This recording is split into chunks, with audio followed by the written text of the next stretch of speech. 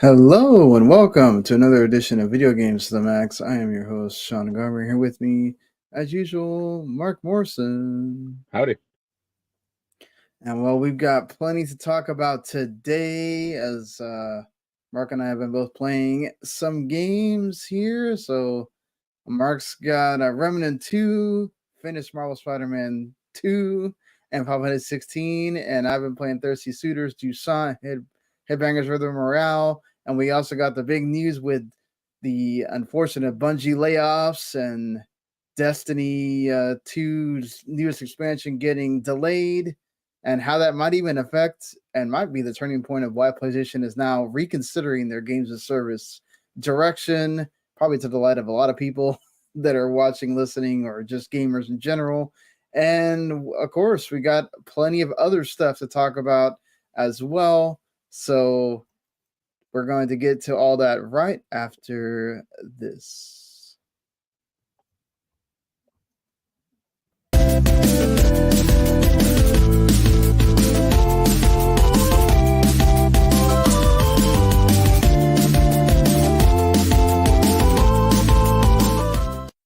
You are listening to Video Games to the Max.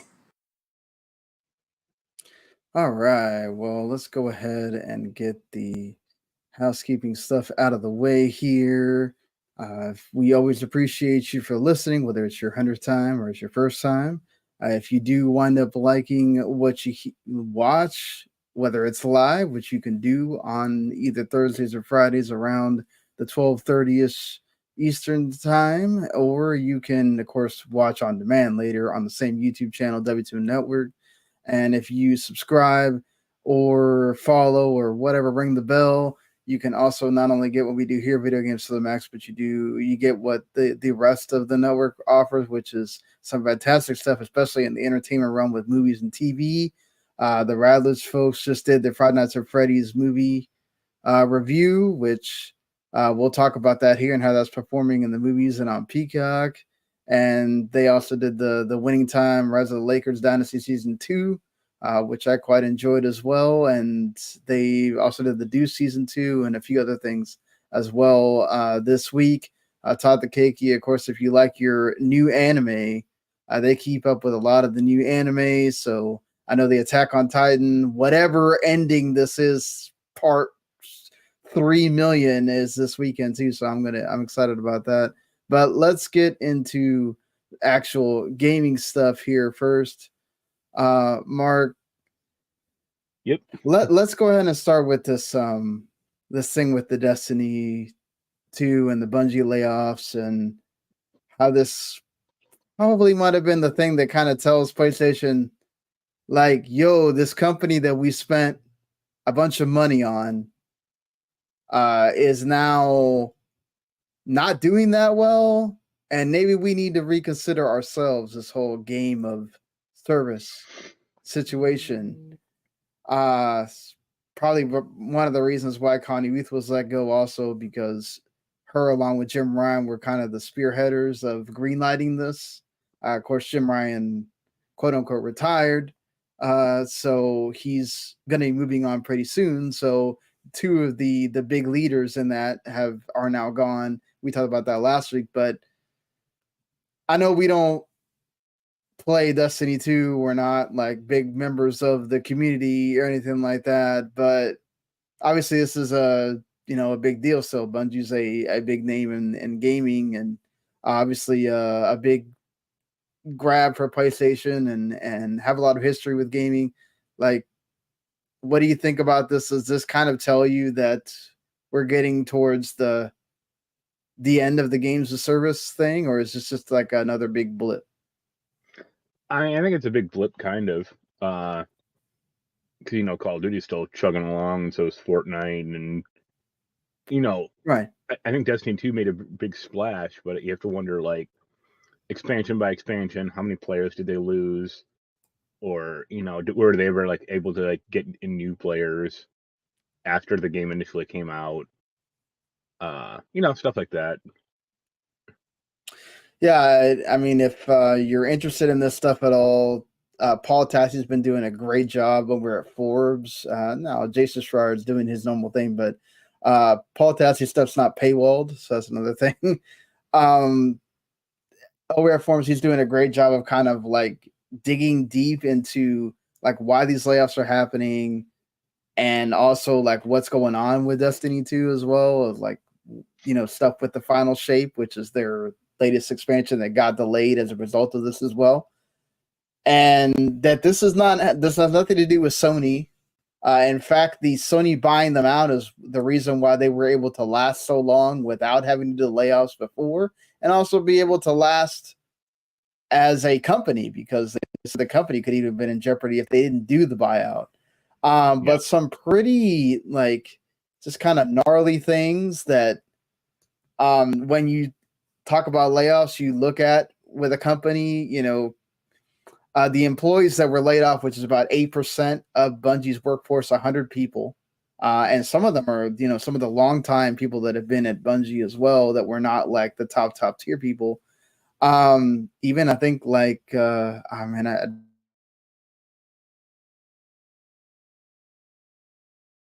I know Jens is annoyed that the composer was fired again.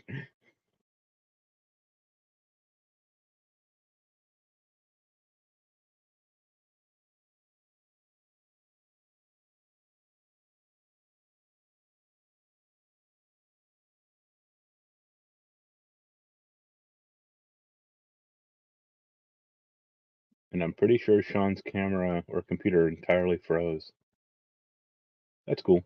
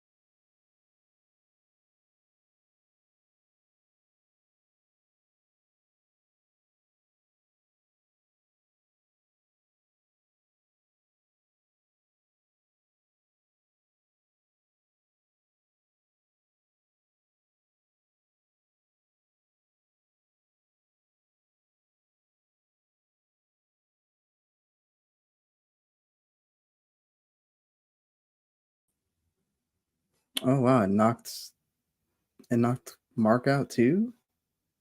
Why? I guess he decided.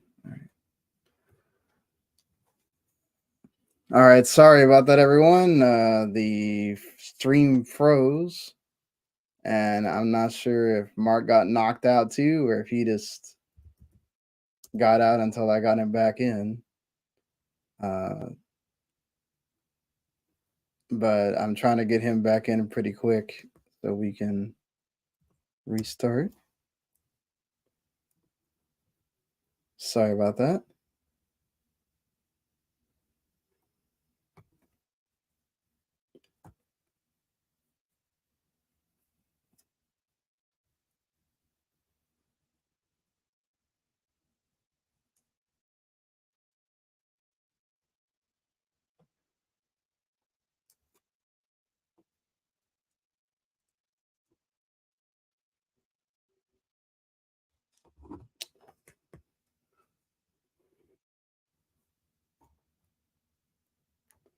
Hey, Here we go for round 2.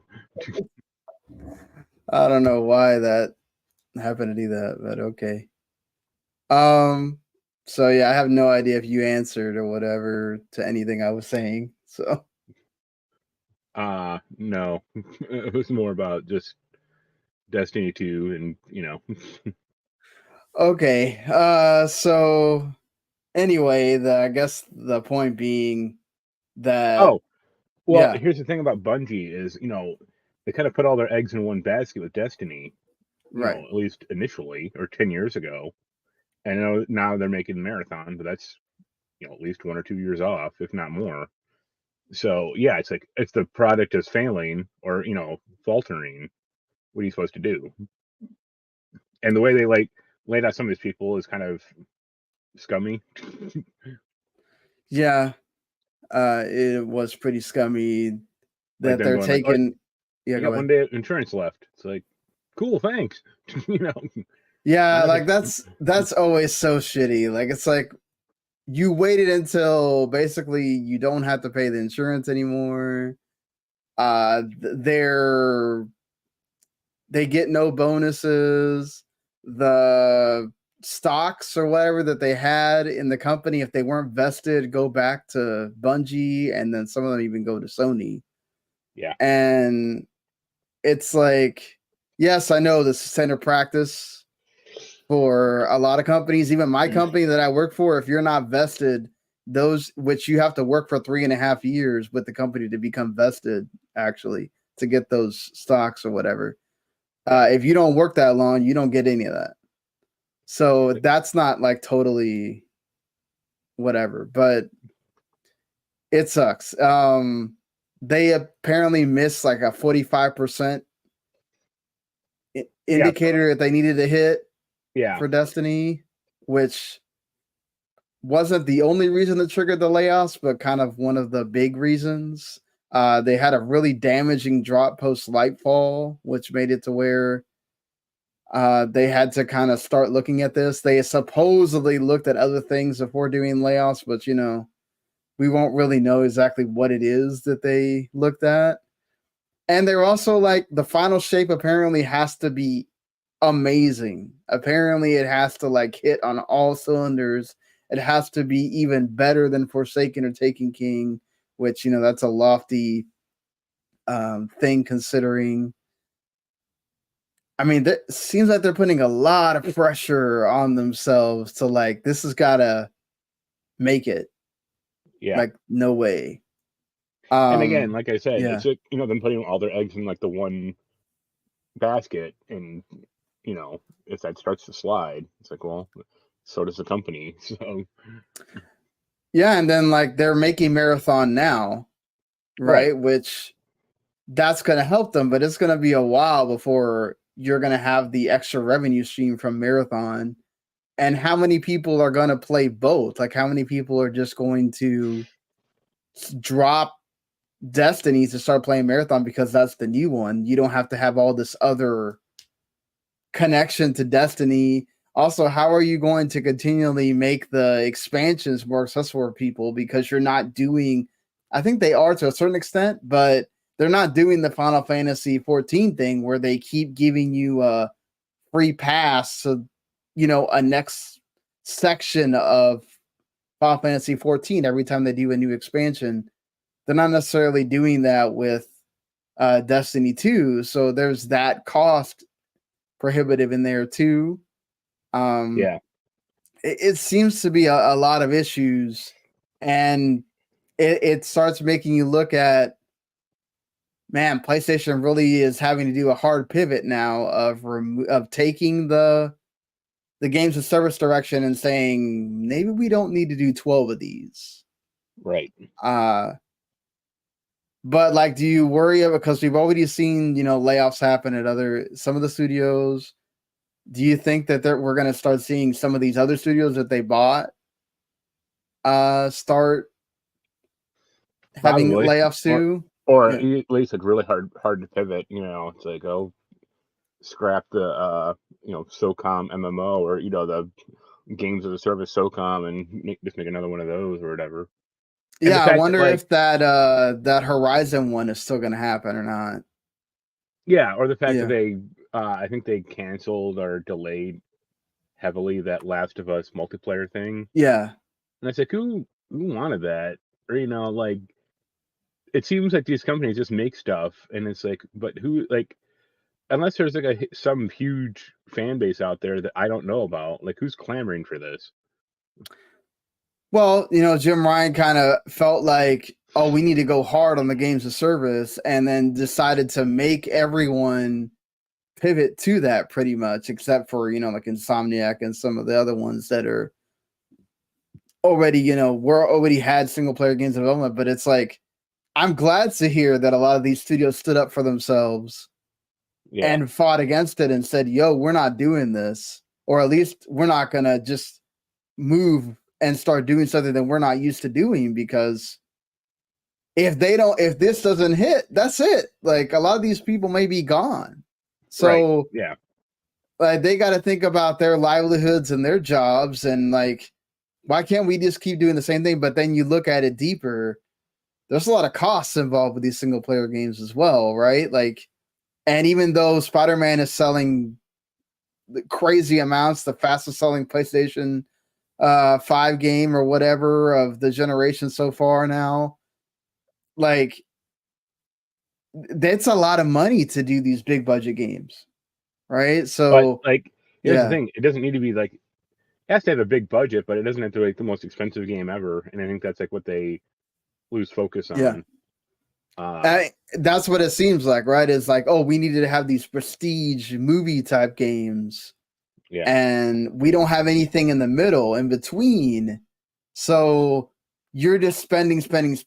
And yes, you're recouping, but how much are you recouping from all of that budget and everything else? And it's going to be very interesting what Sony does now, like, post this, like, how many of these game service things actually wind up coming out?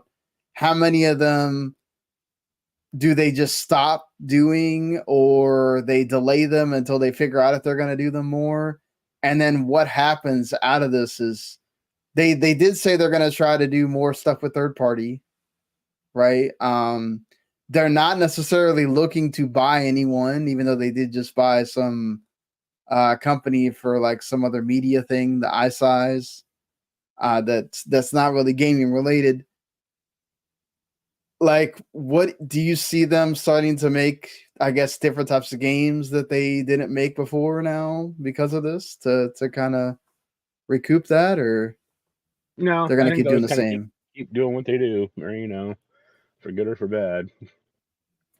Yeah, it's also interesting. Like, I think they said that Herman Hulst apparently wanted to get rid of a lot of the Japanese studios also, which... That's kind of crazy, but I mean, it depends, because like, some of them aren't probably pulling their weight, or they used to be prestige. Like, think about like Polyphony Digital. Like, they made Gran Turismo, and that used to be a seminal racing franchise, but it hasn't been like exciting or popular since like Gran Turismo 4. Well, I would disagree on the popular. I think it is still very popular. They wouldn't be producing this new update that they just did, and it seems to be one of the big things that pushes the VR, the PS Well, okay, VR2. like Yeah. mainstream popular. Let's Right. say, let's Okay. say I that. agree with you on that. Yeah. Like, Yeah, you don't hear it talked about like you used to, right? It obviously also has to do with there's a lot more choice in gaming now than there used to be, right? I think not people have really, got like not for racing games, but yeah. well, I'm not talking about racing again. I'm talking about just there's so much more out there for you to play that like you literally before it felt like to feel like you're playing the big games, there's sometimes where you needed to go into buying the Yeah. Gran Turismos or whatever because that was Sony's next big game, right? And it was the big game they were going to have for a while. Now it's like Gran Turismo is just a part of the 5 or 6 big games that they come out with, and then you can skip that and just play God of War or Horizon or Spider-Man or whatever, you know? Yeah. Whereas like I think with Xbox, Forza still feels a little now I think Horizon is obviously I think feels like a much bigger thing than Motorsport does because it appeals to more people. But when that comes out, it still feels like more people are gravitating towards that necessarily aren't racing fans than Gran Turismo does. But you know, it does say something about that. You know, they closed the Sony Japan studio. They closed the Concrete Genie studio. So interesting. How much of a lifeline do they give the what is it, the Astrobot studio? I can't think of the name right now. You know, how much do they give them? Do they, you know, do they have to have that? Does Astrobot 2, whenever it is that comes out, have to be this big success, or they start considering doing something with that as well? Like, yeah, I mean, if you look at it, a lot of the big studios that are doing stuff for Sony right now are not the big Japanese studios anymore, right? That's dealt with third party. They do all those deals with Square Enix now, and all the other Japanese publishers like Capcom and all that stuff. So, yeah, probably not. It's interesting to just kind of see like Sony be where they've been this entire generation and the PS4 generation, and then one wrong move kind of makes people have to look at and go, "Oh man, we really need to change direction before we go too hard into this, and then we can't change direction." So, good on the Sony people, I guess, for realizing that quickly. Again, heart goes out to all the Bungie people that lost their jobs. That's always sucks. Sucks to see one of the stalwart companies in the industry have to be dealing with stuff like this right now. Hopefully they can right the ship just for the people that are working there, and all the Destiny 2 fans and all that stuff. You don't want to see game communities go away, whether you like the type of game or not. So hopefully it does improve for them.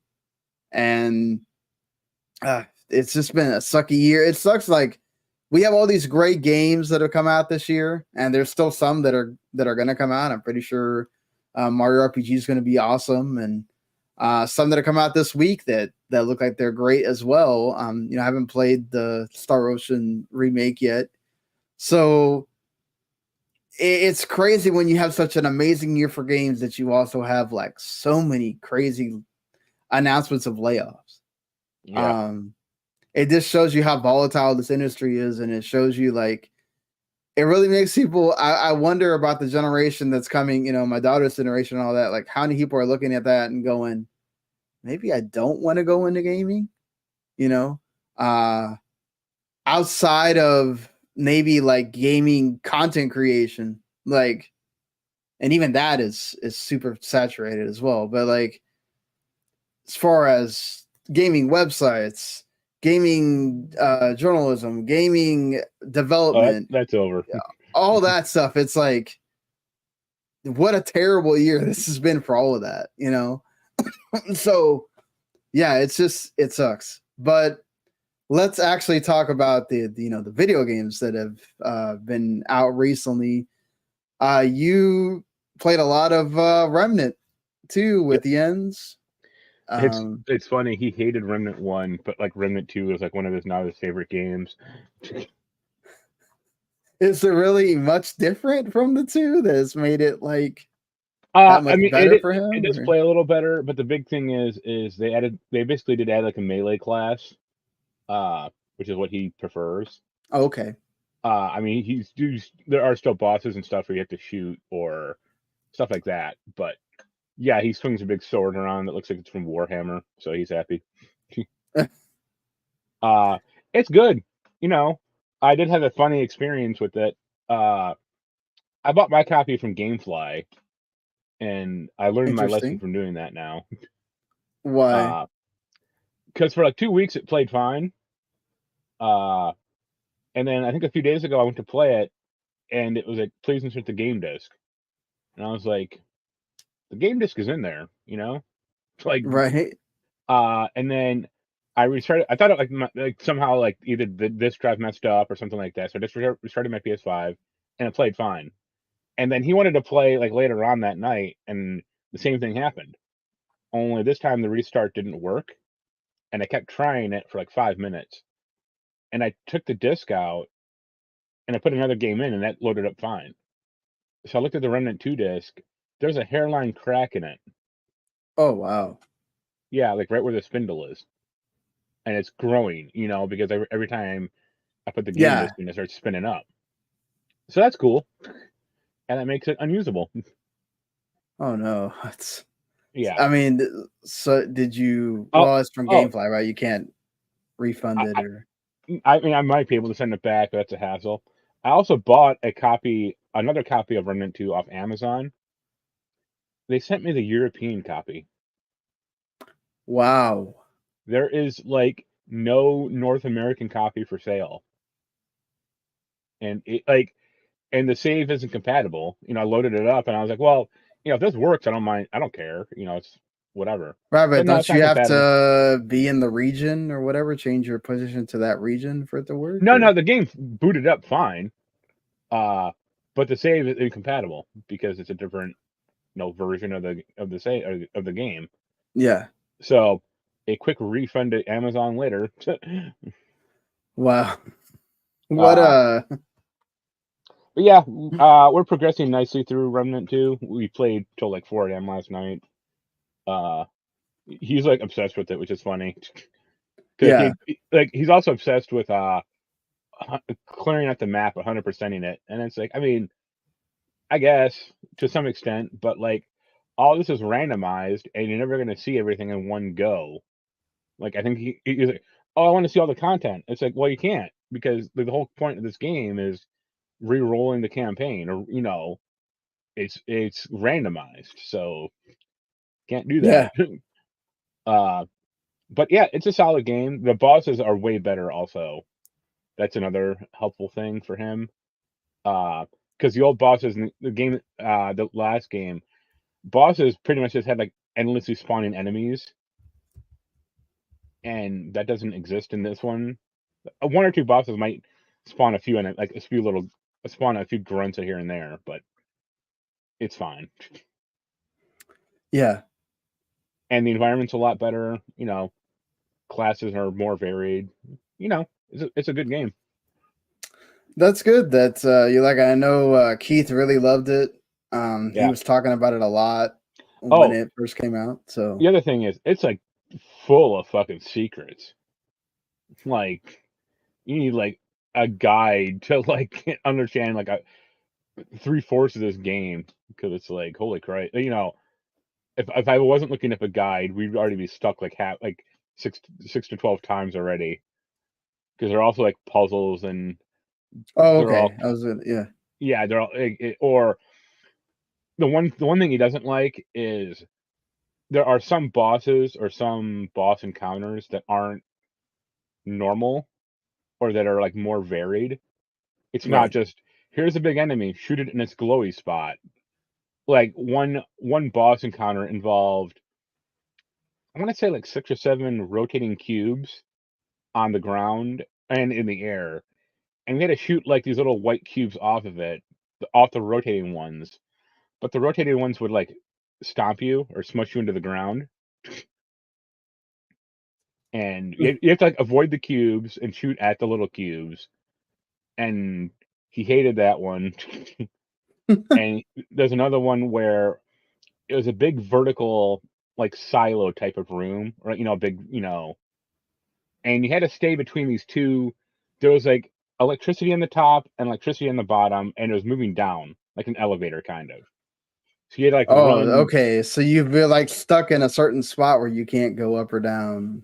Well, and not stuck because you're always trying to go down, and this thing is Right. going down with you.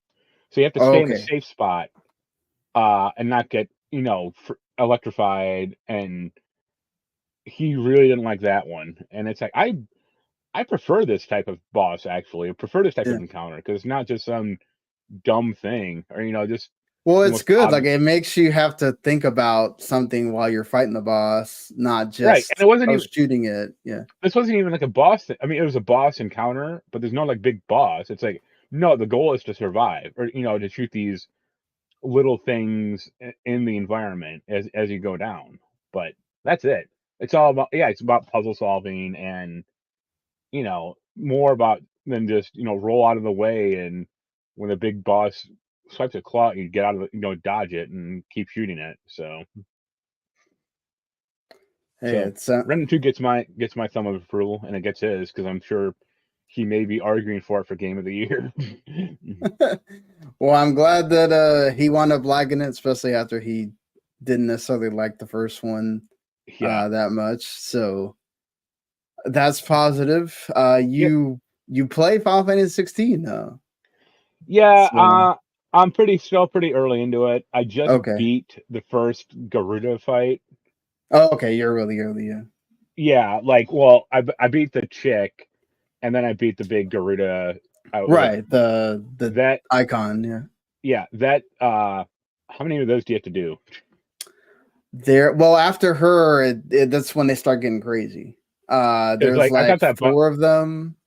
I thought that Ifrit fight was terrible.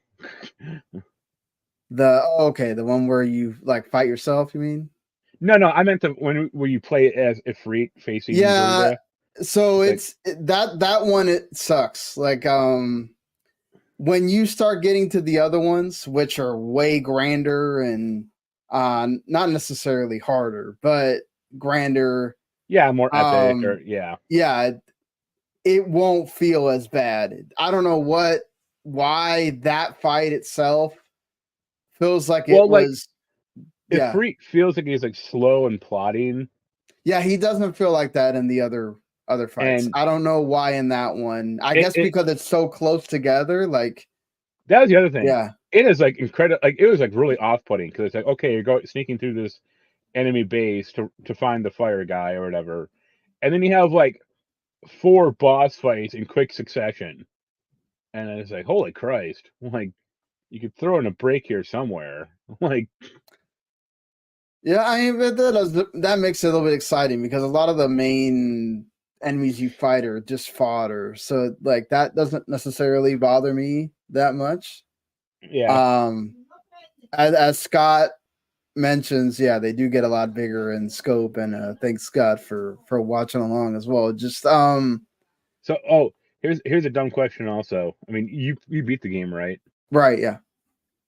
Is the voice acting, aside from the guy who plays Sid, is the voice acting supposed to be bad? Man, that's you.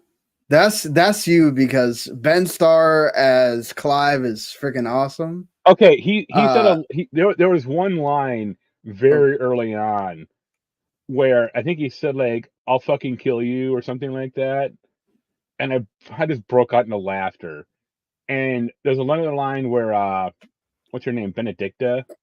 Yes. Like the dog attacks her, and she like pushes it away, and she's like, "Fucking dog," and I'm like, oh my god. Like, yeah, most of the line readings are good, but it's like, I don't know if it's just script or the way they just do it, but it's just like I just start busting out into laughter. I'm like, wow, okay. Well, okay, I agree with.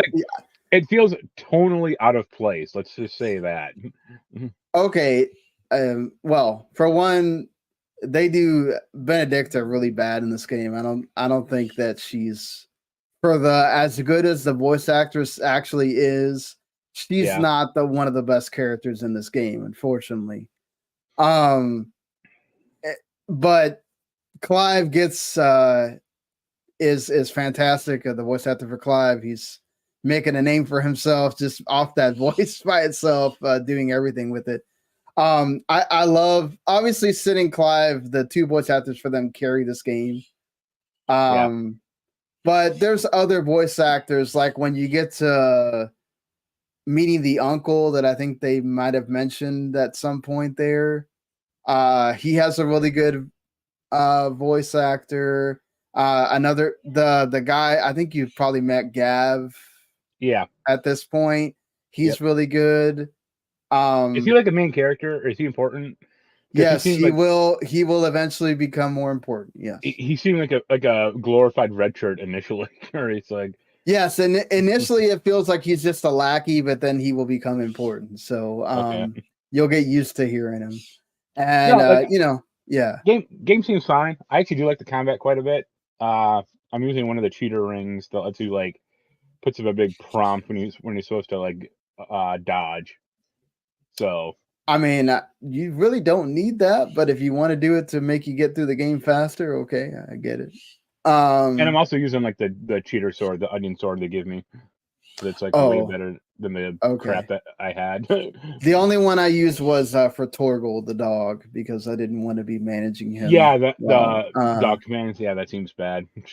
And the other reason I didn't want to keep using the other ones is because it takes away your equipment slots, and you do eventually get. I mean, you do get some that are helpful. Yeah, I'll probably swap out that one dodge ring eventually, but yeah. I mean, it's still one of my favorite games. The best part is the combat, obviously, and the story. If you get into it, maybe for some people that doesn't click, but hopefully the voice acting will grow on you. Yeah, I'll keep because I liked a lot of the characters. Yeah. So, and like Scott says, there are accessories that increase damage for specific summons, like specific characters that you do and stuff like that. Yeah, specific abilities. It's like, oh, this increases your flame typhoon by 8%. It's like, okay. I wound up not using any of those. There's one that does something about the there's one item you get eventually that will make it to where you get more attribute points every time you kill one of the enemies. Yeah. That's one that I always had on. Right. And the Torgal one, and then there was the other one I can't think of because you could only have 3 slots. But yeah. Hopefully the voice acting grows on you. It'd be interesting to know what's your favorite, like when you beat more of the icons. Which that's easy. It's gonna be the Cactar one, man. Come on. Right. Summon a 200-foot Cactar in the battlefield. So you did beat Spider-Man 2 now, or? Yeah. And I got the platinum. The platinum. Okay. Was it hard to get the platinum? It ain't hard. Yeah. Like. Okay. There's only like kind of one challenge, like not even challenge. Like there's one trophy that's like get from the southeast or the southwest corner of the map to the northeast corner just using gliding, and that took me like 2 or 3 times, but I got it. That is a great Spider-Man 2 is a great example of 1 step forward, 2 steps back. Like I said last time, like they really simplified stuff. I'm amazed though at how buggy the game is still. The one of the pivotal fights is you are Miles beating up on Peter Parker as like Venom, or he's corrupted.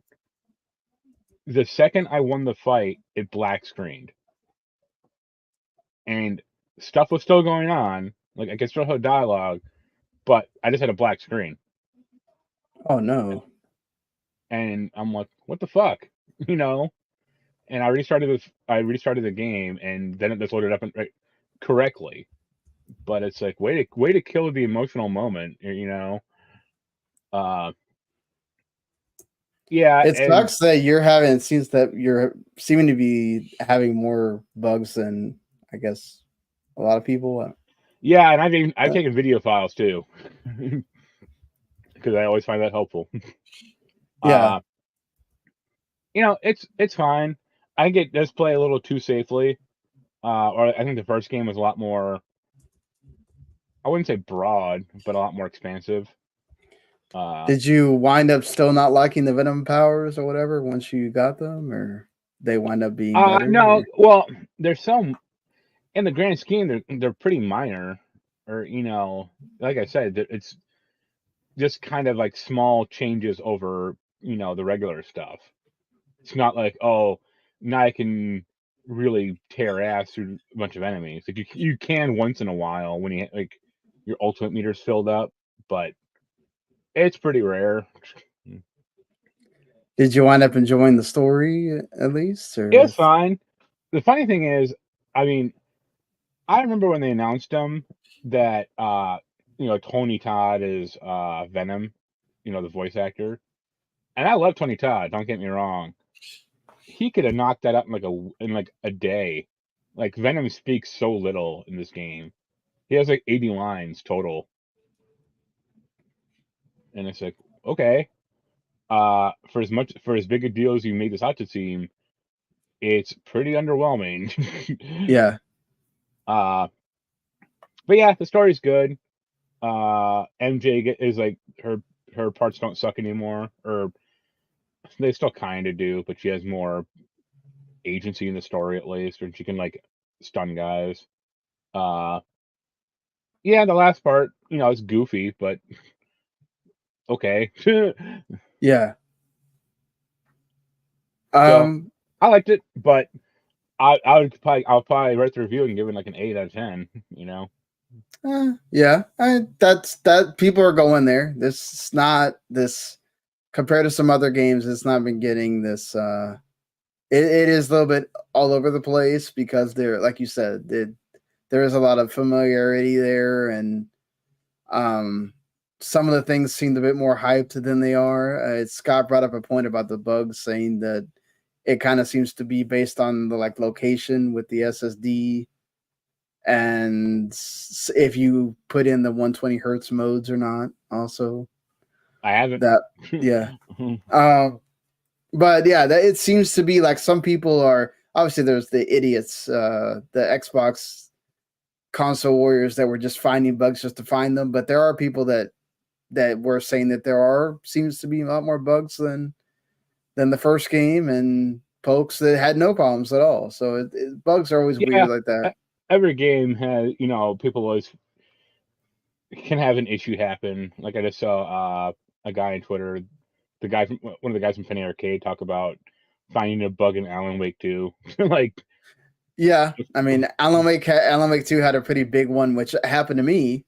The no sound bug at the beginning of the game. I was sitting there going, is this supposed to be like silent? And like, I had to restart my Xbox in order for it to work and the sound to come back on. And they apparently fixed it in the big patch they did, but yeah. Yep. Is that it for you there? Yeah, I'm going to a retro game convention tomorrow, so that'll be fun. Oh, that's awesome. Well, we can talk about that next week then. Anybody cool going to be there? Or? I mean, a few of my acquaintances that I know of, but no one big or anything. I mean, it's kind of a local show. But, oh, okay. Yeah, I'm going there just to see what I can find, and then say hi to a few people. That's always good when you can have some fun there. Speaking of Alan Wake, since you mentioned it, I did get a bit farther. I've now gotten into like partway through the first Alan Wake section. It's different somewhat different than the Saga section because it feels much more like the first game. There's not that much, there's not as many enemy encounters. Let's be honest. There's not that many enemy encounters. If you're going to compare that to say, Resident Evil 4 that just came out earlier this year, when you're talking about survival horror, it does feel much more like Resident Evil 2 remake in that regard, that the enemy encounters are much more kind of sparsed out. But they also want you to experience the story. So it's a lot more about atmosphere and having tension the whole time. And then there's the boss battle stuff. It's not like the first game has way more enemy encounters than this game does. And I know, and I do kind of get people's issues with that, like feeling like, oh my God, this game fills me with dread the whole time.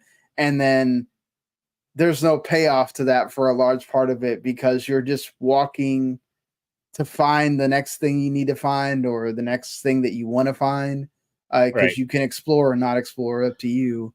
And there's never like a, oh crap, here comes like some Taken, or here comes like towards the the back half of the saga part, there's like these wolves, that Taken wolves that come out, and then you have to shoot them and with the shotgun, like in midair, and sometimes they'll get you because you don't see them. So they don't. There's not a lot of them, so it's just kind of like giving you dread without giving you the, oh crap, here comes the people I got to deal with. But when they do show up, it is kind of scary because a lot of times they don't. You're not going to see them, unless you have me pointing in the correct direction with your flashlight when they first come out. So I think it's a nice give and take there. This game is obviously, it's super like artsy. It's super like wants you to get what it's getting there. And I haven't even gotten to the part that even gets more artsy than it is. The Alan Wake section with him, like basically using his writing for you to give you parts of the story, is a little bit different than Saga's like doing the detective thing. So that part's cool. I think you're gonna jive with that. Depending, there's some people that kind of feel like you're just putting things on a wall and you're not really doing a lot. So I can kind of get that, but I'm loving the game. I'm gonna have a lot of games like come in that now like a Dragon Gaiden comes out next week, so that's probably gonna take up my time, not necessarily playing that. But it's a game that I think about a lot when I'm working. Like I wish I could just be playing the game instead of working. Because it makes me want to go, I guess, watch Twin Peaks again, or things like that are kind of like Alan Wake, just how much it's kind of just hitting me, how much I'm enjoying it. So definitely excited for we're going to talk about like Remedy announcing what they're doing with their other games in a little bit, and excited for more of their stuff to come. So I guess the new games that I've been playing this week, one of them is a game that's like right up my alley. I think I've talked about like the fact that it was going to come out a few times. This and I'm not a battle royale person at all, but when you tell me that there's a rhythm game battle royale game, I'm definitely going to be playing that. So this Headbangers Rhythm Royale came out on Halloween. It's on Game Pass if you would rather not, if you want to just try it out, because you may be like me, you're not big on the let me play battle royale games.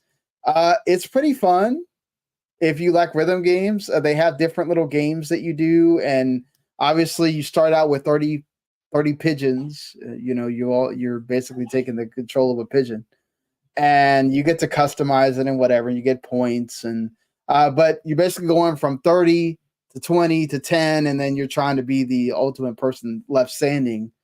I think for the most part, like a lot of the games are fun. Like there's the traditional like rhythm game stuff that you play where you're guessing the note, you're guessing sounds like based off of whether it's an animal or an instrument or whatever. There's somewhere you have to match the notes. So like you're doing the star. One of them is like a classical one. So like I've done the Star Spangled Banner and then the French National Anthem, and you're having to guess like whether it's supposed to be high pitched or low pitched. And you go through and you press Y, A, X, whatever. They're really fun. I think for the most part they're short, so they don't take forever. I think what takes longer is actually waiting for the thing to load up to get all of the 30 players for me. The games don't take that long in themselves. I think it's actually something kind of fun you could play with other people, especially people that are like, very musically inclined. So yeah, I think it's serves its purpose. And being on Game Pass is great because then you can just get people to, obviously you have to have an Xbox controller. But you can get other people to play with you there, or you can just play online. So I've been enjoying it, and it's I definitely think if you have Game Pass and you like rhythm games, music games, check it out for sure. Here's an idea though. Yeah. Rock Band, Battle Royale. Oh, please don't give them another idea that they need to try to. I'm surprised Epic hasn't tried to do that yet. They own the Rock Band developer now, so I'm surprised Epic hasn't tried to tell them, "Hey, we should turn Rock Band into a battle royale." Like,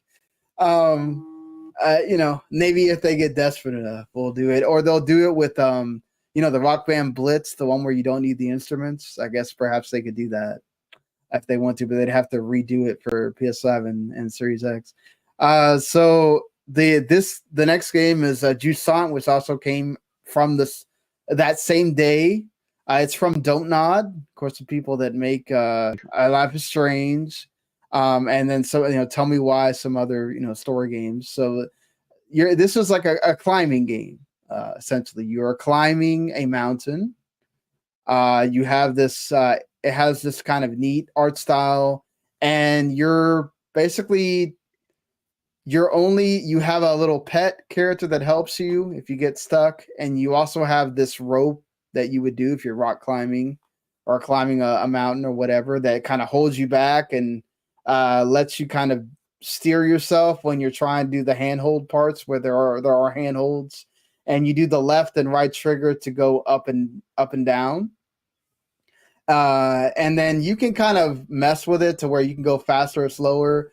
Eventually, when you get further on, this is like a 5-hour game, so it's not a game that takes forever. So if it kind of jives with you, you could actually do it in one sitting.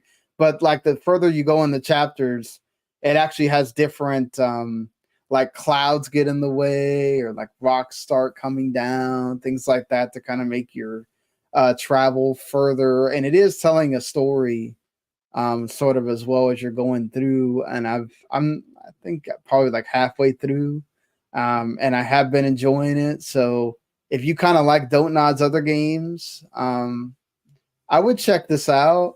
Like I said, the climbing thing may not be for everybody. He's not perfect. The character has the problems with like jumping, because there's parts where you need to like jump to a ledge or whatever, and it doesn't necessarily work that well. Sometimes it's hard to figure out where the ledge is that you're supposed to jump to. So, yeah, that was the part that kind of bugged me after a while. I had to like really think about what I was doing. And then there's parts where there's no handhold, so you have to use other things that you get in the game in order to be able to like keep going. But it's a neat little game, So if you're looking for something to play, again, it's on Game Pass, so you try it out, and if it doesn't work for you, then whatever. Probably the, I guess, most well-known game out of the three that I've been playing, Thirsty Suitors, because it has a demo. It's been shown off in various trailers. It's one of the big Annapurna games that they've shown off at their various event things that they've had. If you don't know anything about the game at all, so you're basically playing as Jala, who's Pakistani Indian. She has had issues with, it's sort of like Scott Pilgrim. She's had issues with various boyfriends and girlfriends because she is bi. So she got done with the latest breakup, and now she's going back home.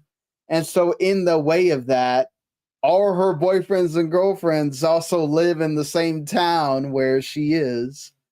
And so you basically have to go through in JRPG style, turn-based style, go through your boyfriends and girlfriends. I've only gone through, I think, like 2 of the quote-unquote boss battles. They're fun. I like the battle mechanics, but and you can die or you can lose if you don't pay attention. Because there's different like status effects and stuff that you have to do as you would in an RPG. you kind of have to pay attention. The first one's like tutorial battle, so it kind of like walks you through what you're supposed to do. But the thing that you have to pay attention to is that there's QTE stuff in the battle. So like if you don't press A in the right section, you're going to get hit more. If you don't press like the left stick or whatever, whenever it prompts you, if you don't do it within a certain time frame, you're going to get more damage. And then when you attack is when you actually get the like MP, or they call it WP in this game, to be able to do the different attacks, which are kind of cool.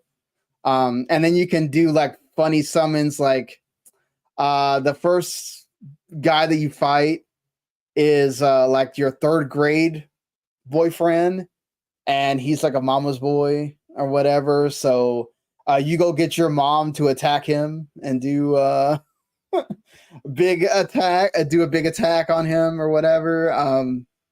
It's funny, it's enjoyable. I think you kind of have to be in that vibe also to kind of like it. I don't think it's going to be for everybody.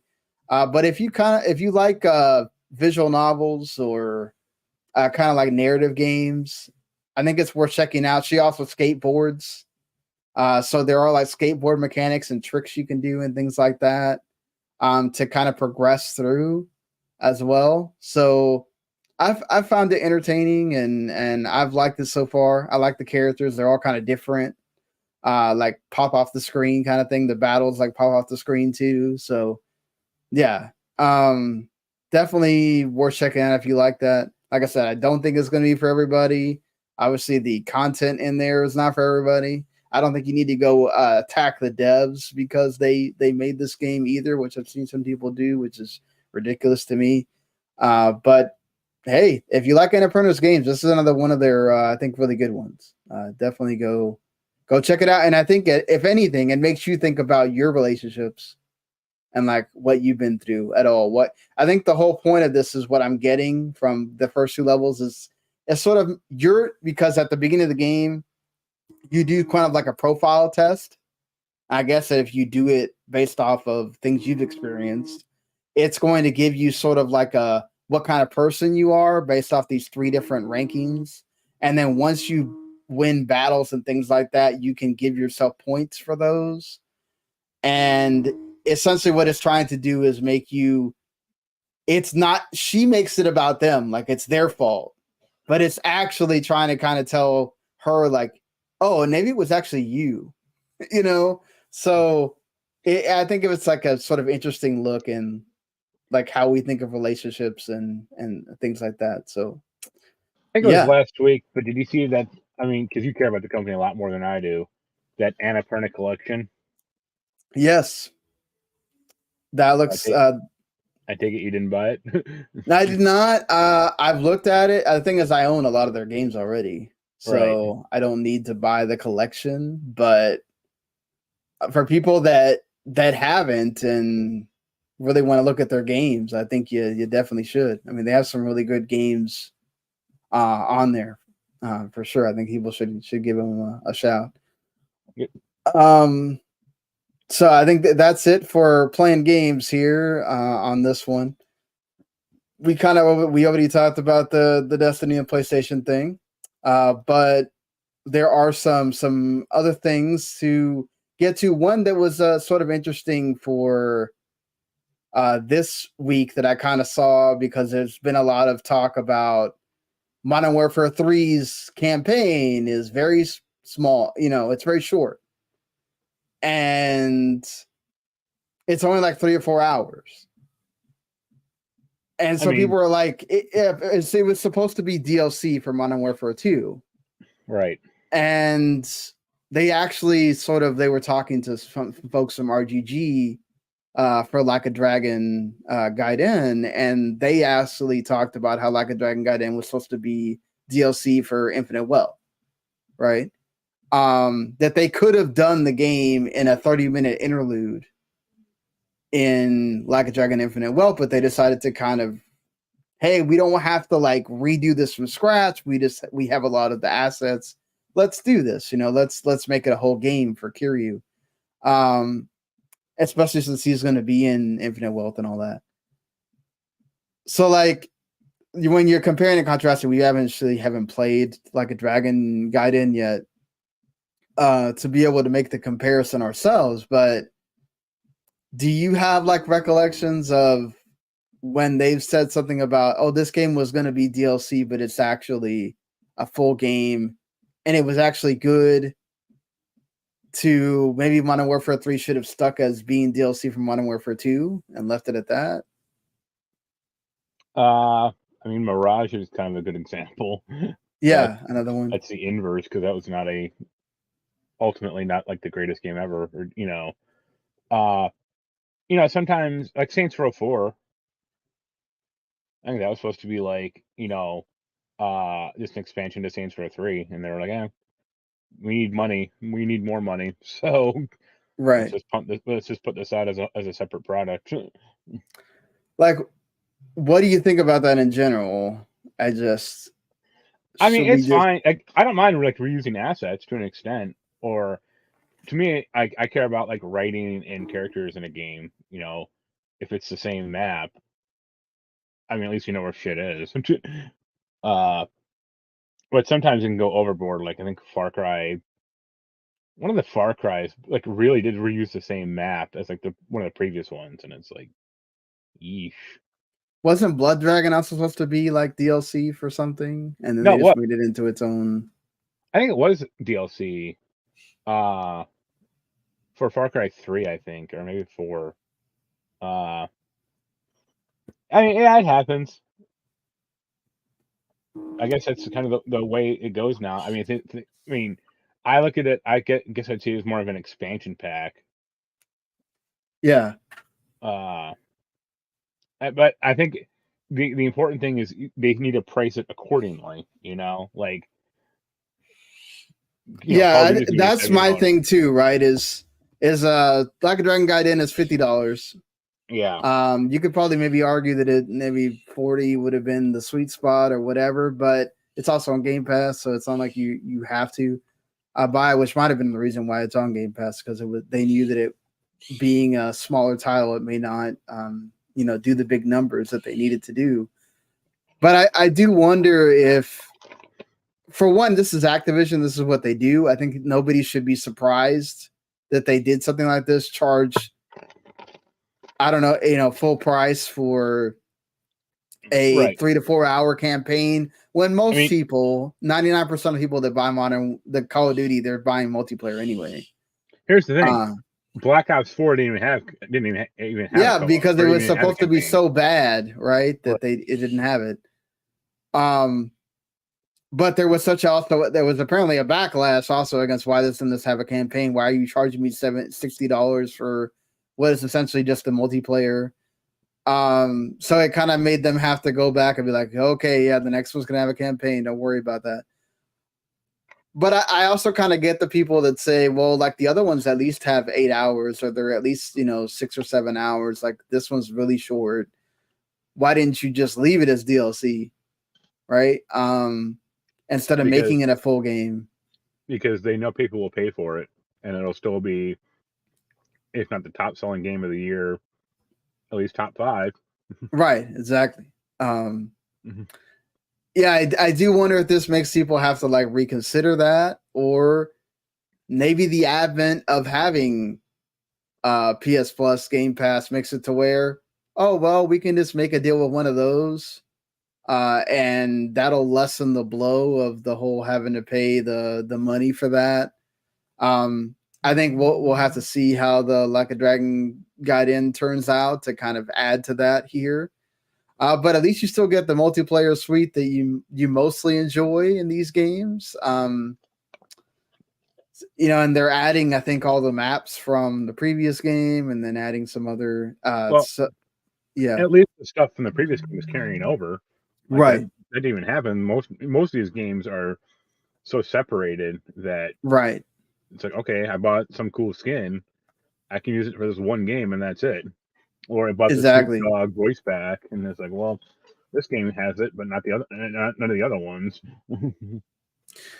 Yeah, I mean, you also don't have to buy it as well. In fact, if you want to show them that you'd rather this have just been DLC and be cheaper, don't go buy it, right? Because then they might have to reconsider, like, really putting in work to make this an actual game, full game, instead of just, okay, it's DLC, it's $20-$30 and there it is. And just vote with your wallet. That's always the best way to tell people that you don't want something. But also with Activision Blizzard, it's eventually going to be on Game Pass, so it is what it is. Again, you don't have to buy it. So I do think for the most part, like, it is just a nicer way to, like, let you just be in that world again, right? And if you like that, then cool. I do think that it's good when you feel like you have a concept that's good enough to be another game, but then when you, like, arbitrarily fill it out with stuff that's not fun, that's when it's kind of like, why did you do this, right? But if you are able to do it successfully, then I'm cool with it. Just, that's the problem, I think, is a lot of times you are elongating this game and making it another whole game so you could charge people, but then the content in there is not it's worth stretched it. too thin, or wasn't designed to be necessarily a full experience. So yeah, and then also you definitely need to have the story stack up. I mean, Call of Duty is an exception; it's mainly a multiplayer game, but let's hope that, like, a Dragon Gaiden story, which they're known for, still stands out with the other Like a Dragon stories, and it'll be worth it to have made this into a full game, But the good thing that helps that game also is that Infinite Wealth comes out like 2 months after, so you're not having to do this big waiting period either to get the game that you really wanted. So yeah, I think it's about strategy, about different things. It is interesting when they do it. I also, I particularly don't care about this, but I found it interesting, the people that, what did you think about the whole, I know you don't have an Xbox, but what do you think about that whole, like, there's an ad now that tells you to go buy Call of Duty when you first turn it on? I saw it this morning when I turned it on. When you turn in your Xbox, there's an ad to buy Call of Duty. Right. So when you turn it on, there's like a big splash page that tells you Call of Duty Modern Warfare 3, and then it gives you a button to want to go buy it if you want. And you can't do anything else. You have to go and hit no before you go into your Xbox. That's disgusting. Yeah. Right. They've done it for Forza. I think they did it for Starfield as well. I mean, I don't think PlayStation does that, and I don't think Nintendo does that. I mean, there's a difference between having an ad like front and center, like on the storefront, rather than you need to button through this ad to even like use the system. Yeah, like, it is a little bit egregious. I agree. I'd give a hearty fuck you to that and start trading in my system then and there. I'd be like, well, oh, really? Okay, go to that point of trading in the system. Well, if they did it once, you could kind of excuse it, but there's another third time, and it's just going to keep happening more and more.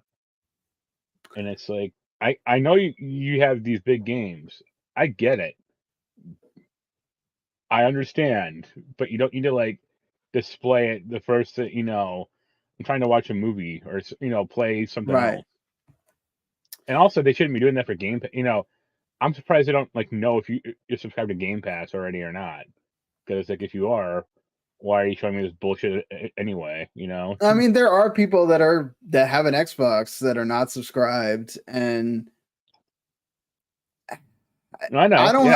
I'd probably be one of those people. Like, I don't have an issue with it particularly, as long as it's just one time and it's not every time I turn on the Xbox. If it's every single time I turn on the Xbox, from here to when Call of Duty Modern Warfare 3 launches, then yes, I have an issue, because it's like, I already told you no once. I don't need you to constantly be putting it in my face that I should go buy this game according to you. Yeah, it's like nagware.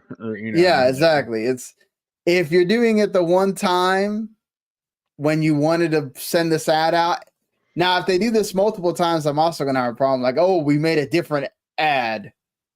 That it's like it's the same shit, right? Like, Yeah. just don't do this constantly, because you already have ads on the system itself. Like, it's already there. It's like when you turn on these smart TV now. Like, at least my Roku TVs, they have an ad that's there on the right side of the thing, constantly telling you to go watch this or watch that or whatever. So I get that that's kind of part of it now. That they have to find ways to throw ads in there, but it's a bit egregious, you know. Again, like when I boot up the Switch or PS5, like it just defaults like the main menu. It's not Right. And yeah, if I button over to the store, then this big bright ad for Spider-Man 2 or whatever. But Right. Yeah. It doesn't invade your space. Yeah. In order for you to keep. Do you ever get the emails from Sony about like, I got two already, like one for Mirage and one for Spider-Man 2. Like, oh, we've seen you started your journey. It's like, started the journey. I finished the journey already. Like, I already got the platinum. Like, what more do you want from me? Right. It's like, definitely you're kind of a little bit late on that. Yeah. But hey, it's never too late to tell people what's going on with your game, and Remedy has done that here. They have, Alan Wake 2 is a success for them, at least critically, and then with all the hype going on. So they went ahead and basically in their financial report gave progress on what's going on. They're doing the Max Payne 1 and 2 remakes, and that has now progressed into the production readiness stage. So they're starting actual big development. It's ready to be in development and all that stuff. And then Control is sort of in the Control 2, is in the like they're getting it ready stage. They're still kind of in the proof of concept. Yeah. So that's going to be a while still. But the fact that they're making it, that's good. I love Control. Yeah, so go ahead.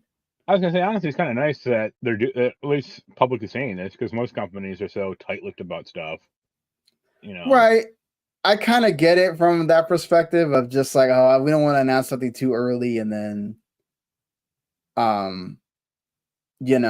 mean, announcing it is one thing, but I mean, them saying like, hey, this is actually happening. I mean, they shouldn't put up like a progress bar on the website saying, oh, Max Payne is now 11% done, and by next week 12% done. It's nothing like that. But yeah, think about think about like Fable or Elder Scrolls 6. It's like they announced it years ago, right, and nothing. So a company actually saying like, hey, it's not out. I mean, Max Payne isn't out yet, and it's barely even started. But hey, it started at least, and maybe wait a few years and it'll be out. Yeah, no, definitely. That happened, like you said, to Bethesda. That's happened to, Marvel. We're going to talk about Marvel in a little bit. They had to do that. They had to announce movies they didn't want to announce because they felt like they had to have something big to announce. Yeah. So that's a thing, and it's good that Remedy is able to do it in a good way and not like, oh well, we have to tell you, right? They are also doing these 1 to 4 player co-op spinoff of Control named Condor. I'll be interested to see how much story they put into that because the last time that they did something that wasn't what they normally do, Crossfire X, that didn't turn out very well. And then Codename Vanguard, which they're doing with Tencent, is a co-op PvE shooter. Again, this is like Crossfire X. Like, let's see what happens. It's a weird thing because we were talking about earlier about Bungie not diversifying or putting all their eggs in one basket. You can make the case for Remedy should almost do that. Like, I want to make an Alan Wake 6 and Control 9. I don't give a shit about Crossfire or that co-op game or the other thing you just mentioned, the PvE shooter. It's like, who gives a fuck? Like, this isn't what you're known for, and you're not good at it. Like, Right. I hate to be negative, but like, come on, like, put Sam, like, put him in a dark room and have him keep writing shit, and then just make games off it, and let's go. Well, also, I mean, part of that is because isn't Tencent like funding? Well, it's Epic, but remember, Tencent also Right? Yeah. has an investment in Epic, so they kind of have to do what they say. Right, but like, what happens when the game comes out and bombs? It's like, well, you're the one who told us to make it, and then it didn't hit, so right. don't put the blame on us. Supposedly, they have done a lot of studying into the service gaming stuff that we've been talking about the last couple of weeks that people are pivoting from, and that they know how to do this, is what they're saying. But we'll see. I don't know why you need to have Condor. I really don't, when Control was fine as it is and you're making it Control 2. But They want, a separate product instead of just being a mode in Control 2. Whatever. Also, how many of these 4-player games come out and like really bomb? It's like, talk about. I would say Control 2 on its own, not an absolute hit, but not like 95% will probably be great. But this Condor thing, maybe 20%. Right, especially because like when Control first came out, a lot of people didn't know that it was connected to Alan Wake at all. Number one, number two, that it was kind of still under the radar. Now with Alan Wake 2 being great, by then the Max Payne 1 and 2 remakes will be there, and like this Remedy verse thing will be a lot bigger by then. So Control 2 will have a lot more hype around it, and I think a lot more people will be interested in it than when Control 1 came out. So that's going to be interesting too, about how much that affects things. Yeah. Also interesting that Capcom feels that some mods need to be looked at just like you would anti-cheat, anti-piracy measures, and that why aren't we looking at them that way? Now, he does mention that there are also really good mods, that the majority of mods are positive. There are some that are offensive to public order and morals. I'm looking at you, all the nudity mods, usually, or having characters have things that they shouldn't have or whatever. And then, also the ones that get buggy and bug people's systems and things like that because they download them. I know you're a PC guy. You do a lot of things you play your games on Steam when your computers can run them. I'm sure you like using mods. What do you think? What do you think about this with him on Steam mods as anti-cheat?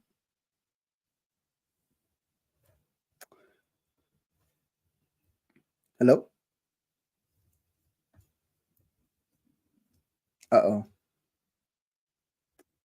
Did we lose Mark here as well? No, I'm here. Sorry. I muted my microphone by accident for a second. I was gonna say, I can see why you don't want mods for competitive games like Street Fighter. It's like, oh, my mod makes me invincible. Like, well, yeah, that's cool. But for single player games or even like co-op games, like, who cares? I mean, as long as the mod, like, for the co-op game isn't like cheat, one hit kill, or like I can decimate the monster in this Monster Hunter game in like 1 second. Like, I would argue that that's not great, but that you're kind of just ruining the experience for yourself and others. But other people could just ban you, or just kick you out of their group. But especially for single player games, like, who cares? Yeah, definitely for single player games. Like, if you're not playing with anybody else, who cares? Most of those are for fun anyway, right? Like, you want to add stupid weapons that shouldn't be there, or I want all the enemies in Resident Evil Village to be Lady Dimitrescu. Yeah, like, like, that's just fun, and a lot of stuff is just made for memes or whatever. Yeah. Us, Or like you know. the Thomas the Tank Engine ones that came out for Oh Resident Evil yeah, 2, or stuff like that. Like it's like, who cares? right. Or the ones that like actually update like frame rate and things like that that actually help the game. Right. Those are helpful. I get it that you don't necessarily want we can play all the characters naked in Final Fantasy VII Remake now. Like I Take get that back. Right, like, but I get it from the devs' perspective. They don't want, let's say, a kid is, or a younger person, not necessarily a kid, because they're probably not going to know, but let's say like a kid that's not like 16, 17, 18, whatever, plays the game, they find out there's a mod, they download it, and then their parents are outraged and then they blame the game, and then they say that you shouldn't be playing this game because they think that the game it's in the game inherently or whatever. Like or people start like changing the voice, changing a voice for something, or making them say wasn't there a game where they added like they added them saying like the F word every other word or something like that. Like it's like wasn't that Mario Wonder? Yes, like they made the flowers that tell you like positive things say not positive things, right? And it's like there could be parents out there that have no idea that mods exist and then think that Nintendo made poopy mouth flowers or whatever, so I kind of get it from that perspective. Yes, but most of the time mods are not there to be negative, so also, like, if you're that dumb, like, hey, people are juvenile. What are you gonna say? Like, I meant the parents, like, yeah, there's a lot of parents that have no idea about a lot of the stuff that goes on in games. I mean, let's be fair. Yeah, but then there's also the parents that like want to legislate games or legislate content and games I and agree with you on books there. and stuff, and it's like, well, you have no idea what the fuck you're talking about. Yeah, do research before you tell people that you want to do this and that for games first. Yeah. So let's get into some movie stuff here. One of them does have to do with video games because Five Nights at Freddy's had their movie come out last week. Helps a lot that it was before Halloween, so people are into watching the scary movies and things like that. But as of Halloween, October 31st, Five Nights at Freddy's has a better 5-day debut on Peacock than Halloween Ends and Super Mario Brothers movie. Obviously, a lot of people had seen Super Mario Brothers movie by the time it came out to Peacock. But it had one heck of a opening in the movies as well. 132.7 million globally. The biggest horror film opening of 2023, which that's pretty big. And I think it had the best opening of any video game movie as well. We got to remember that Mario movie came out on a Wednesday. So, but still, it's still a video game movie. It still came out on Peacock the same day. A lot of people will say that you can't have a movie come out on streaming service and in theaters. They won't do well. Is this a positive for that? Does that show that you can, or is it more about like there's just a lot of Five Nights at Freddy's fans? What do you think on that? I think there's a lot of Five Nights at Freddy's fans, or like that fandom is weirdly obsessed and fanatical. Well, yes. My daughter could not wait to watch this movie. If you can sort of see behind me, there's a Five Nights at Freddy's poster on her wall here. I have an adult friend who's older than us who wants to see the movie. Who's going to drag me to it. Who doesn't play the games, right? But she just knows about the property and like knows about like the concept of the evil animatronic robots, and like that's enough for her. And it's like, okay, I guess like. Yeah, I think Anaya's only played like the first game. Yeah. And she played it, I think, through Roblox at one point. It wasn't even by itself. So there's a lot of people like that. They have Five Nights at Freddy's, whether it's the animatronics, whether it's the being a horror thing, whether I don't know, that it just attracts that audience. I think Randy's kid is also big in this franchise as well. So like his older kid. So it's something that just, I don't know, it just got a large part of the gaming community and then has expanded past that to this younger generation growing up. And I think it's cool, right? It's cool that has happened. It's kind of like Minecraft, another one of those like Minecraft that just goes beyond just video games. And I do think it's that. I think it's more the fact that people want to see this succeed, right? They want more of these Five Nights at Freddy's movies, so they just went out en masse to the theater. And then also it helps that you've gotten ads for this thing constantly. Every time you turn on Peacock, it's there. Every time you watch anything on Peacock, they're doing an ad for Five Nights at Freddy's. So that helps a lot too. And that's smart, obviously, for them to do that. But I don't think we need to like think that now every movie needs to come out alongside. Yeah, Scott also agrees with me here about that. So many ads. That yes, I don't think we need to start saying that we need to have them come out together, because I do think that let's say Killers of the Flower Moon, right?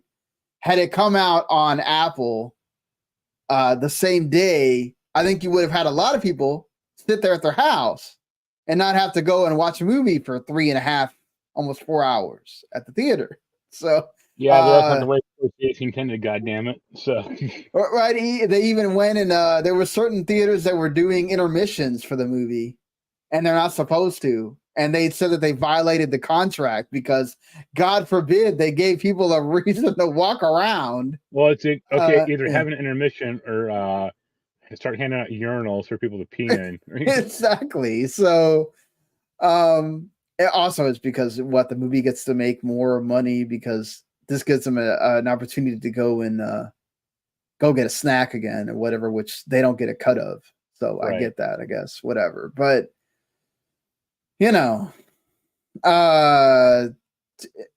look, this is a good thing for movies, right? Because we're about to talk about another thing that's not going so well for movies, at least in one sector. But it's good to see. In a way, video game movies are coming out; they're doing well, and it also helps that we haven't had like 20 Five Nights at Freddy's movies already. So don't worry, they'll come out next year, just like the games. Yeah, if we get to the third or fourth Five Nights at Freddy's, will it still be doing this? That's when it'll be interesting. But to make this much money on a $20 million budget, that's cool. That's good for Blumhouse.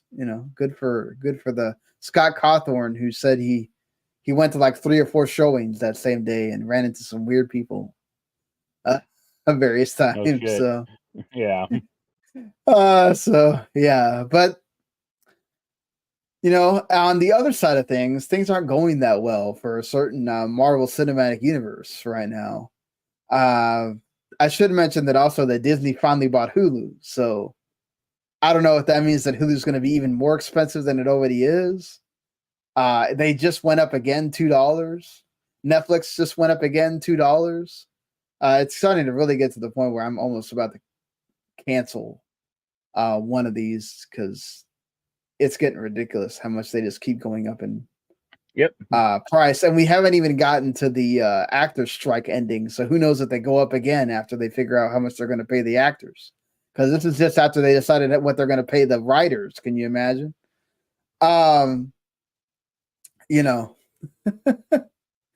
Yes, Scott is mentioning that they, forget the Marvel Cinematic. There's going to be a FNAF universe, multiverse. And they finally might get Markiplier for it. Once that happens. Yeah. Right.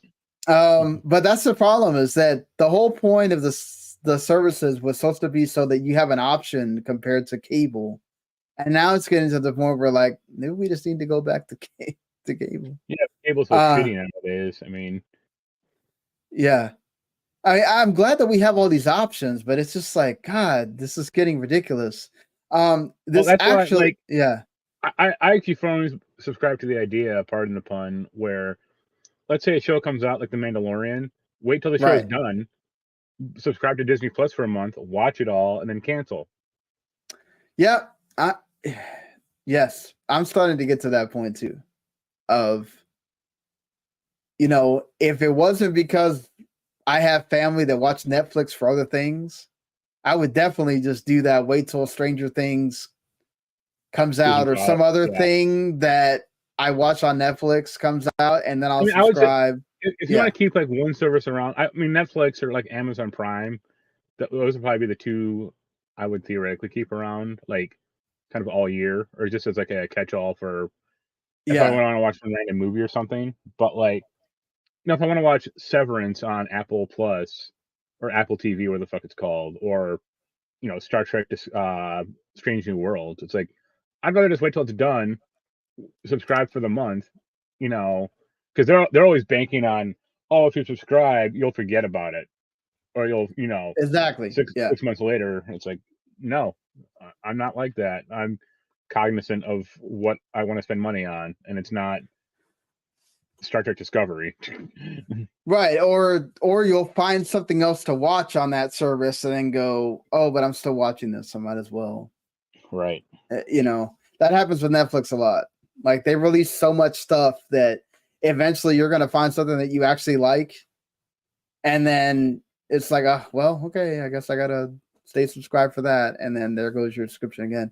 But and then not to mention Disney's about to do that password crackdown thing at some point, so it's going to be like Netflix where you're paying.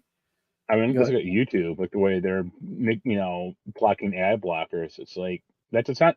First of all, ads don't work on me like that. Like, if I'm going to watch an ad before some YouTube video, it's just going to make me hate the product, probably. Yeah. But also, like, I'm never going to subscribe to YouTube TV or YouTube Premium. Like, right. Let's go to Daily Motion. Fuck you. Like, yeah, YouTube TV is different. I think that's for the people that really want cable, or honestly, you got to be like a sports fan, I think, because that's really the only reason you're still having cable at this point, because everything else you can just watch some kind of service.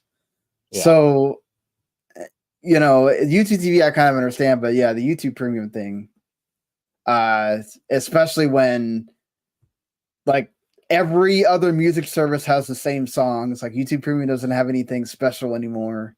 The only reason is you're going to get it is to not have ads.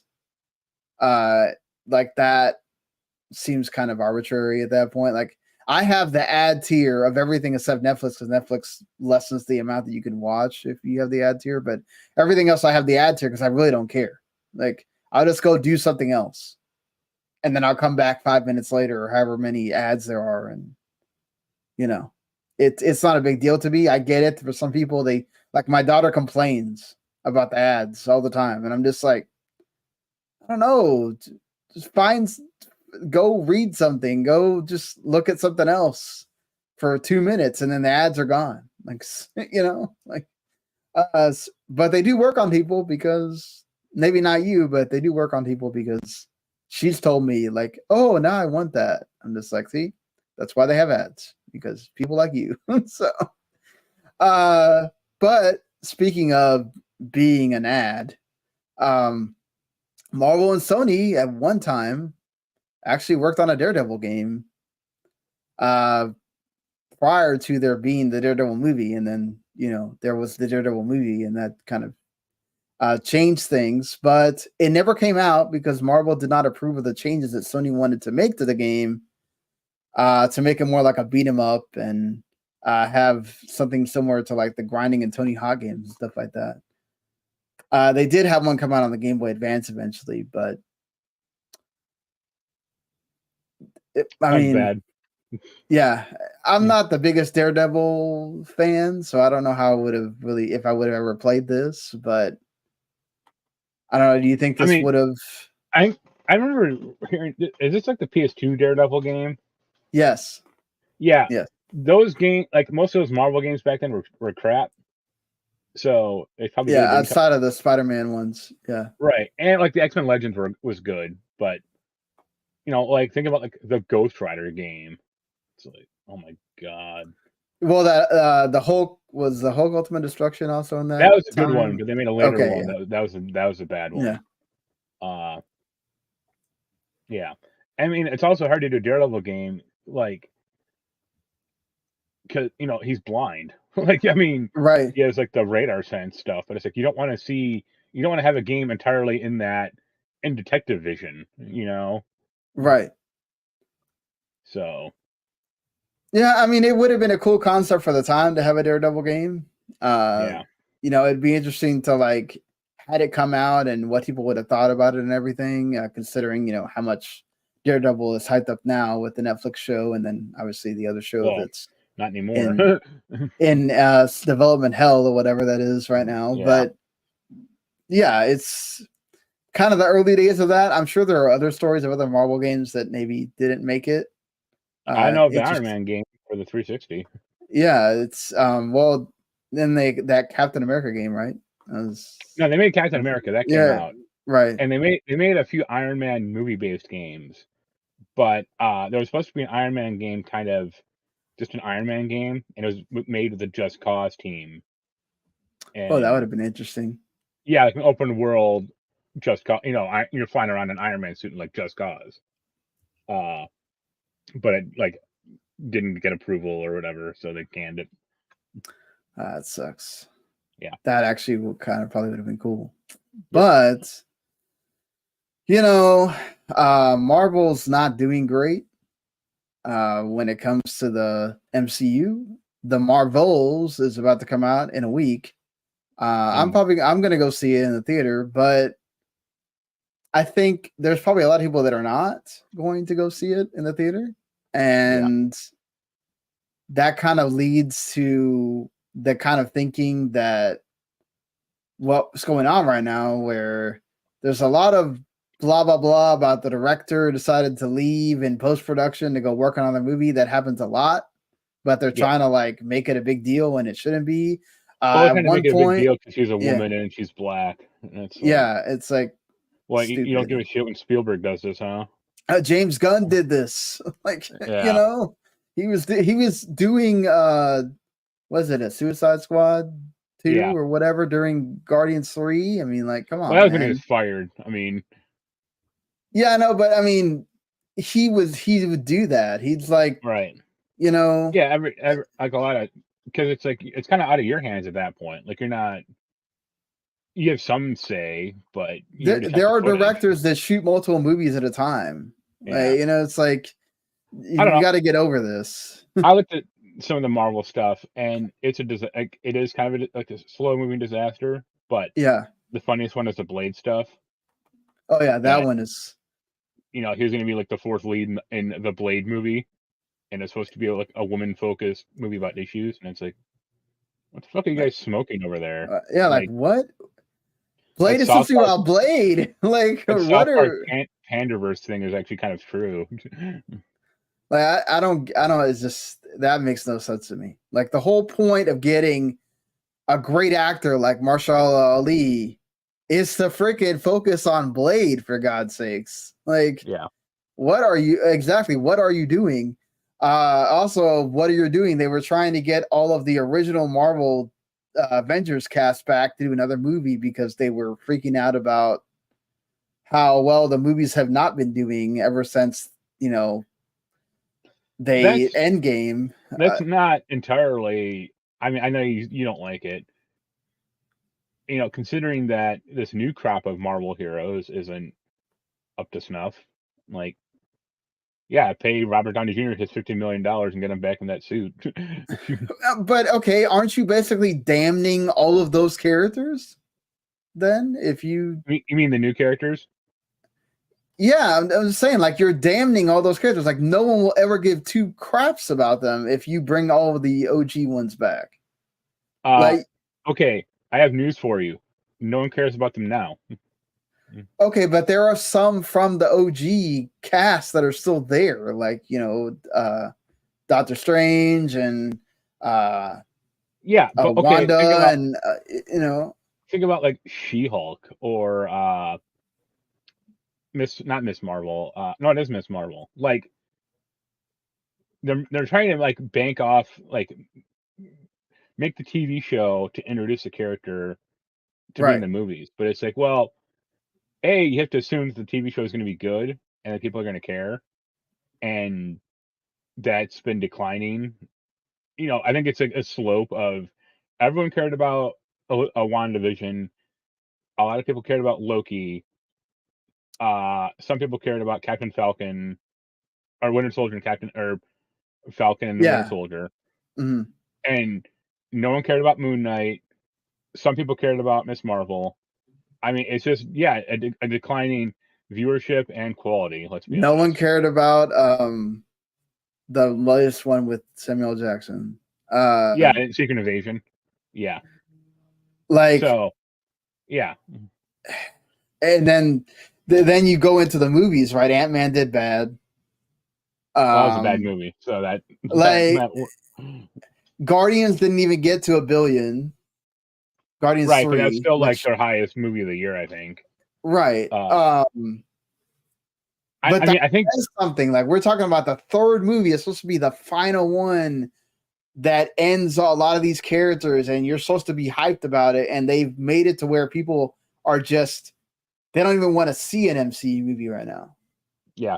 I think it's some MCU burnout, but also just, superhero fatigue in general. Like, yeah.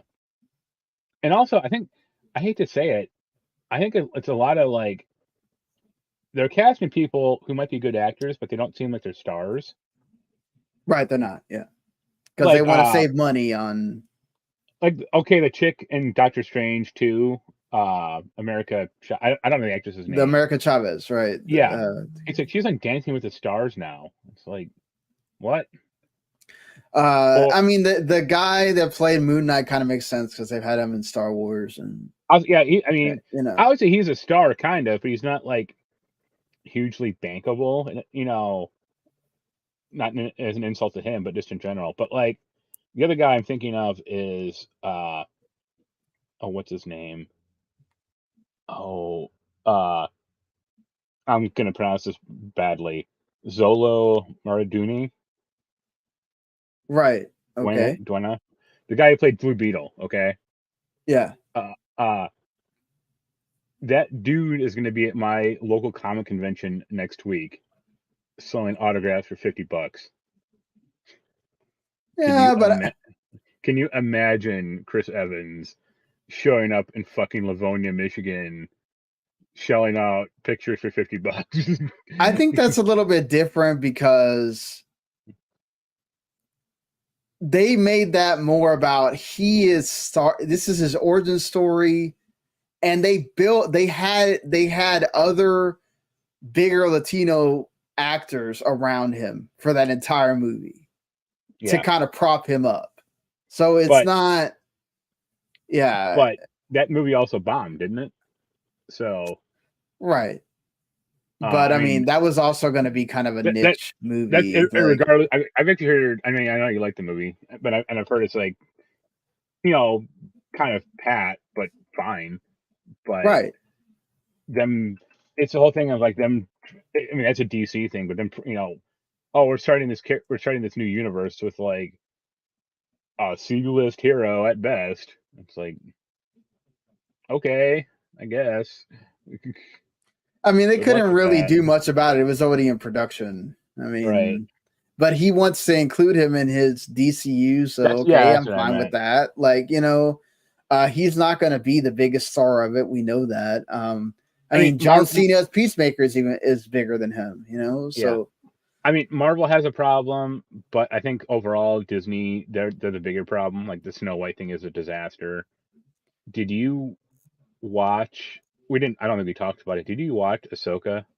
No, but Ahsoka is actually liked by a lot of people, so those people are dumb.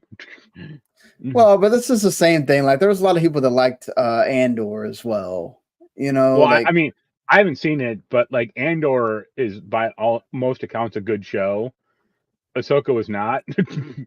I don't know.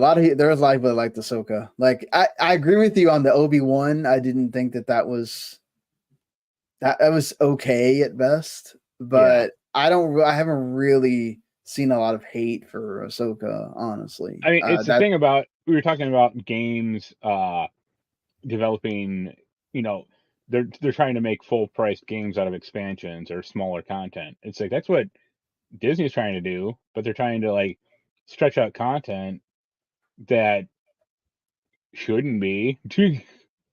Yeah, Scott brings up a good point that the people who like Ahsoka is because you're really a big fan of Rebels, and there's a lot of connections to that and everything. Yeah, but that's not most of the. I mean, that's a subset of Star Wars fans already. That's hard. Yeah, that's the hardcore. And also, like I mean, I got Ahsoka well enough, like to pick up on it more or less, but like it was just a bad show, and they spent 8 episodes basically swapping out 2 characters with 2 other characters, and it's like, okay, I guess.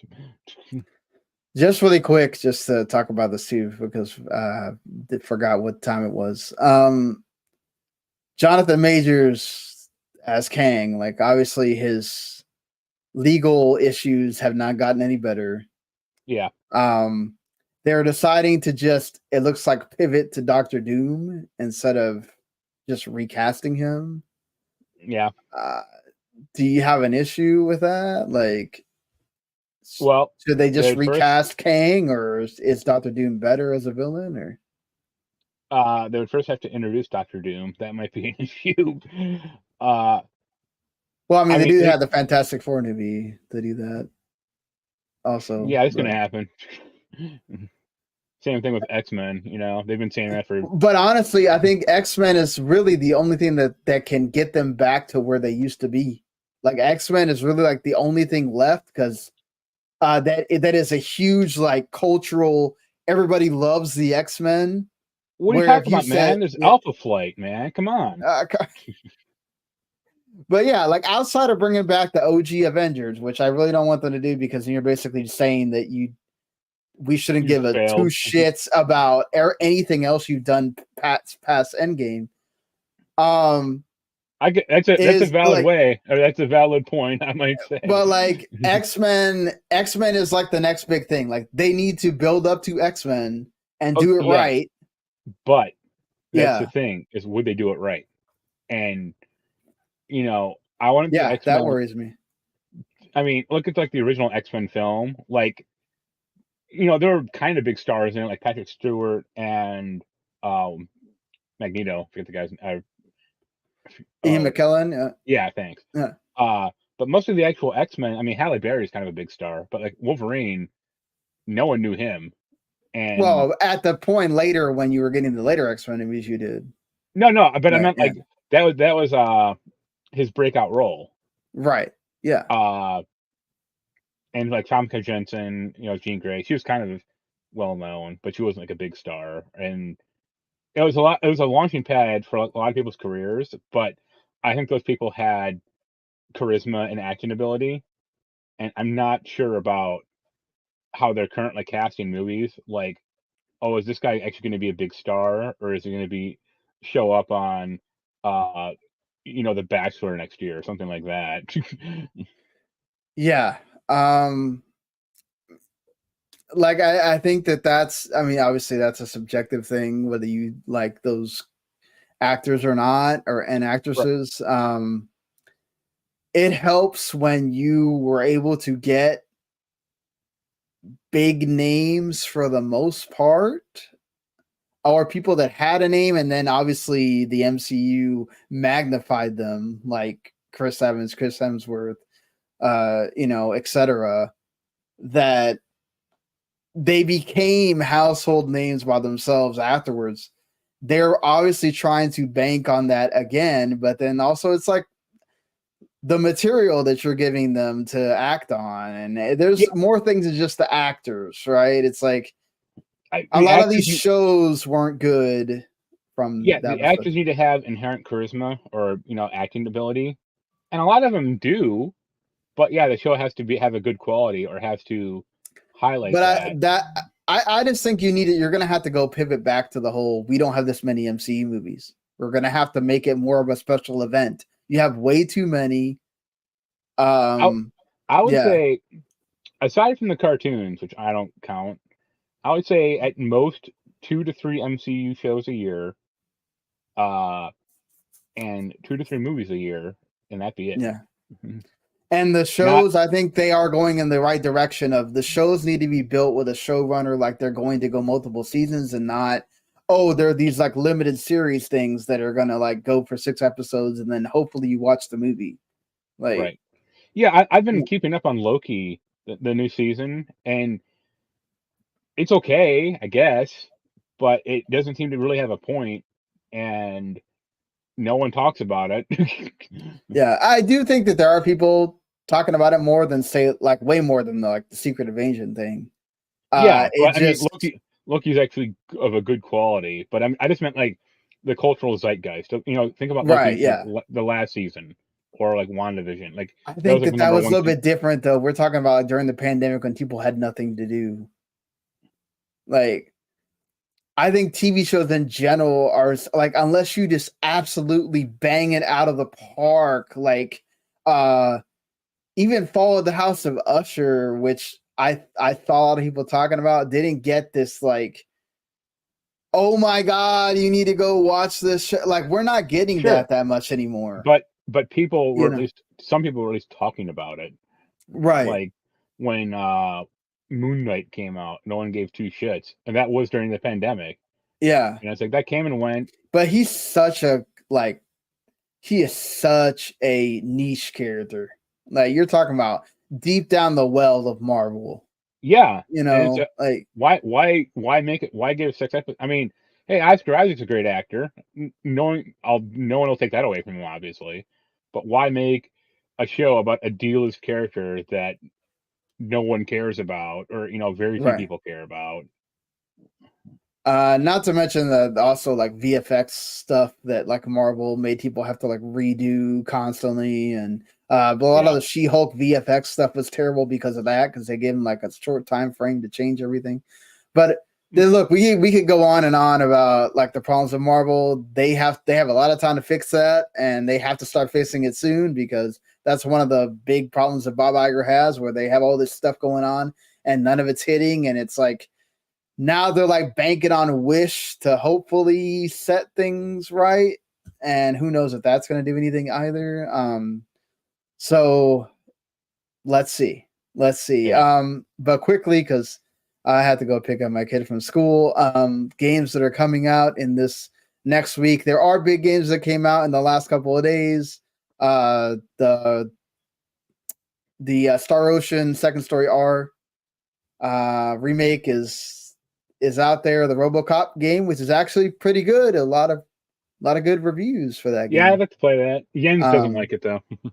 That sucks. Well, he doesn't like it for like, because RoboCop is clunky to move, and it's like, that's the whole point. He's RoboCop. Like, yeah. WarioWare Move It apparently is good when it works. It has some jank issues. That's encouraging. The Football Manager 2024 comes out this week. That'll be on Game Pass as well, so you can continue to keep. I know you'll be playing next week. No, definitely will not. That is not my thing. But the people that do like that, I'm sure they will be. The Salt and Sacrifice game comes out to PC and Switch this next week too. Obviously, the big game, Like a Dragon Gaiden, The Man Who Erased His Name, comes out on the 9th. That comes out on Game Pass as well. Beyond Sunset comes out to PC. That's one of those cool little indie games that has a little bit of buzz around it as well. Tales of Arise Beyond the Dawn. So you get the DLC for Tales of Arise coming out that same day as Like a Dragon Gaiden. So I'm excited to check this out. I don't know if I'm going to get that on day one or not, but yeah, of course, the big game that a lot of other people are going to be playing, Call of Duty Modern Warfare 3. Even if you are complaining about the campaign being short, people are going to buy this, they're going to play it, and whatever. So, and also that day before game that people were complaining has a lot close to it, like Grand Theft Auto and all that comes to PC, PlayStation 5, and Xbox Series. So, yeah. Some cool things coming out, some big things that I'm sure people will be playing. Definitely we'll be talking about Like a Dragon Gaiden next week. So that's one game to look forward to for us talking about next week.